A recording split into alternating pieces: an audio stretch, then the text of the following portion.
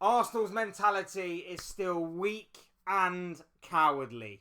Hey guys, welcome to another video. Today's video is going to centre around my personal belief that both Arsenal and Mikel Arteta's mentality is both weak and cowardly, especially in the aftermath of yesterday's 1-1 draw that played out at the Emirates Stadium between Arsenal and Manchester City. Erling Haaland gave City the lead in the first half, and Gabriel Martinelli managed to find an injury time equaliser to rescue a point for the Gunners in what was a game that, if anything, actually made Liverpool be the overall benefactor and winner on the day without even kicking a ball, as the Reds are now currently 5 points clear of Arsenal at the top of the table.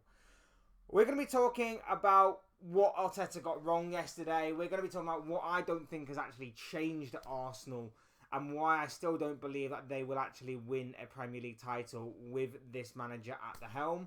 But before we go any further in discussing all of that and much more, I would like to remind you all to please like the video and also subscribe if you are new. Both things will always and forever be greatly appreciated. And of course, I encourage you all to get involved in the comments section as well. Let me know what you guys are thinking and feeling down there. Your thoughts, comments, opinions, predictions, feelings, whatever you want to call it on this conversation will make for great and interesting reading, I'm sure. So please do get involved down below. Right, on to the topic at hand, shall we? Let's talk Mikel Arteta, let's talk Arsenal and the 1-1 draw that played out yesterday. Look, like I said, the 1-1 draw yesterday was hugely beneficial to my club, Liverpool. Liverpool, without even kicking a ball yesterday, benefited heavily from the most ideal result that could have possibly happened yesterday. But there is still a lot to be taken away from that game. And the main talking point for me is Arteta and Arsenal's mentality. It is still weak. It is still cowardly, in my opinion. Looking at the game yesterday going into it, I said Arsenal should be winning this. I said Arsenal should seize the initiative, should take advantage of this City side not being fully at the races, not playing at full capacity, not firing on all cylinders, and not being the same City team that we have known them to be from 2, 3, 4, 5, even beyond that years ago. This should be Arsenal's game for the taking. They're at home. They're coming up against a weak and vulnerable defence. This should be Arsenal's game for the taking. Lay down a statement, and they didn't. They did last season, they did. Last season they did, but they didn't do it this time around. They didn't do it this time around. And a large part of that was down to the setup. A large part of that was down to the team selection. Because I have heard from a lot of Arsenal fans that going into the game they were confident, but upon seeing the team news, their confidence decreased a little bit. He went with 3 DMs and 4 centre-backs again. Now, I thought he would have learnt from his loss at Liverpool, from his loss at Anfield a few weeks ago, that just simply didn't work. He also went with Leandro Trossard as well, which I think was a dreadful choice. How do you not learn from that? You could maybe justify the Liverpool one a little bit with them being away from home, but even so, Liverpool's defence was just as vulnerable as what City's defence was. A lot of people going into that game were looking at Liverpool's defence and going, they struggle to defend on the transition, they struggle to defend from set pieces. Arsenal should smell blood here. Arsenal should go for the kill. And they were saying that for this game as well. City's defence is not great. City's defence is not amazing. They should smell blood here and go for the kill. And yet, Mikel Arteta decided to go defensive, pragmatic, and decided, I could go with Eze, but no, I'm not going to. Instead, I'm going to go with Trossard. I could go with a bit more adventurous of a midfield, but instead I'm going to put Declan Rice alongside Marino and Zubamendi. I could go with something more adventurous in the back four, but no, Saliba's going to come back. Saliba's going to instantly take his place back at centre-back, despite the fact Mosquera has been brilliant. And I'm going to still go with Timber and Calafiori at the fullback positions, even though they're centre-backs. There was nothing there that, again, screamed to me that they were going to throw a bit of caution to the wind, they were going to go a bit adventurous. There was nothing like that from Arteta whatsoever. And like I said, I would have thought he would have learnt from his previous mistakes against Liverpool. But he didn't. He didn't. He got it all wrong right from the get-go. I understand maybe not playing Saka because Saka had only just come back from injury. So I somewhat understand that a little bit. But even so, why not play Eze? You need some creativity. That squad, that 11, was screaming out for some creativity. And it's not like Eze hasn't had a pre-season. He played in pre-season for Palace. He turned up for training.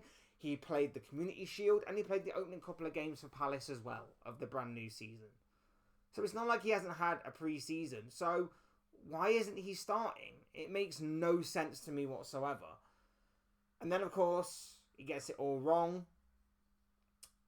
City take the lead in the first half, despite the fact that there's 3 DMs on the pitch and 4 centre-backs. Both Tierney Reinders and Erling Haaland basically just run straight through the Arsenal team.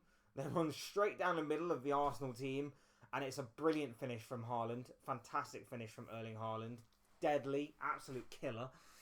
And then, of course, City decide to go long ball. They go a bit more direct. They concede possession to Arsenal and say, go on then, break us down. And they couldn't do it for the first half. Obviously, in the second half, they bring on Saka, they bring on Eze. Arsenal start to look a little bit more dangerous. But there's still nothing in the final third that would have made me, if I was a City fan, nervous or scared, because there was not a lot there from Arsenal in terms of, being sharp enough in the final third for me to think that they were going to equalise. Obviously, what happened was it was a fantastic ball from Eze over the top for Martinelli, and Martinelli, it's a quality finish. I'm taking nothing away from the finish in injury time. It's an absolute quality finish to loop it over Donnarumma and into the back of the net. Fantastic finish from Martinelli. But again, the mentality of this Arsenal team has not learned anything from last season. Because whilst you are in the ascendancy, the idea would be to pick up the ball from the back of the net and get back to the halfway line, put it on the spot and go again. What does Martinelli do? He goes over to the corner flag and does about 1,000,001 different emotes and celebrations. They've not learned.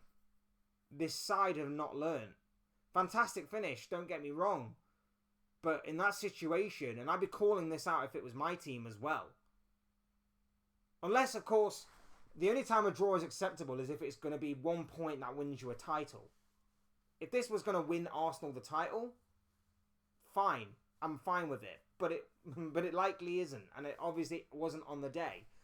So, in my opinion, he should have just grabbed the ball and gone back to the halfway line, put it on the spot and gone, right, 2 or 3 minutes to go, let's go again. Let's see if we can go grab a winner. Instead, Martinelli doesn't. He decides to go and celebrate in the corner. Arsenal's mentality is weak. And they did this last year. If you remember, Declan Rice against Manchester United, he's there shushing and cupping his ears to the Man United crowd, who at the time were in 15th, 16th place or whatever it was. This side has not learnt from last year or the year before that. Because it's not just this man, but it stems from this man. His poor team selection, his poor substitutions. And by the way, on that substitution as well, as soon as they score Arsenal to rescue a point, he takes off Zubimendi and puts on Mosquera.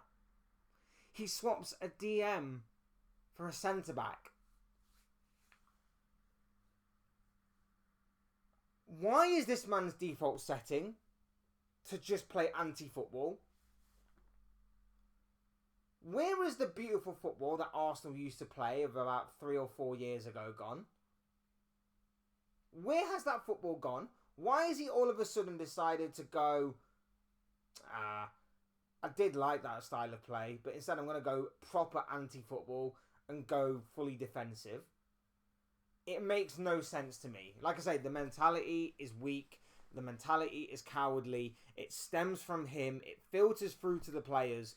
Because like I say, if that was my team yesterday, and if my manager had put out 3 DMs in the midfield and 4 centre-backs across the back 4, I wouldn't be happy against the City side that looked vulnerable and looked there for the taking. I wouldn't be happy that my player scored an equaliser in injury time, and rather than go and get the ball at the back of the net to maybe go again and get a second goal, he decides to go and celebrate in the corner.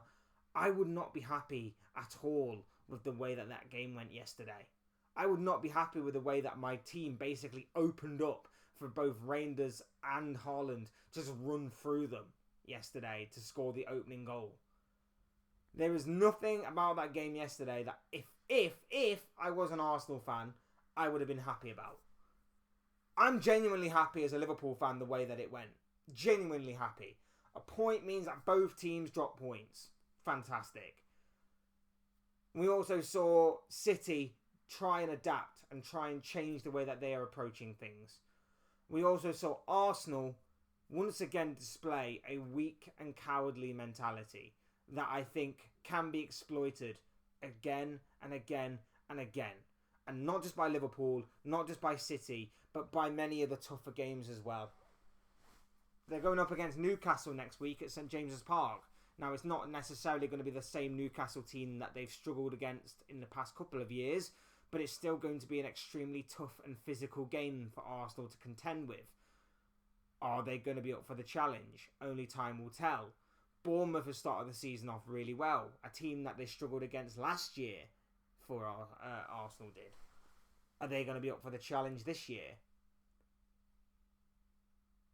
I'm seeing Liverpool win games whilst not playing very well. I'm seeing Liverpool with a squad that is not fully firing on all cylinders, managing to somehow, some way win games. And the mentality, the drive to go through to the very end is very clear and very evident to see week in, week out.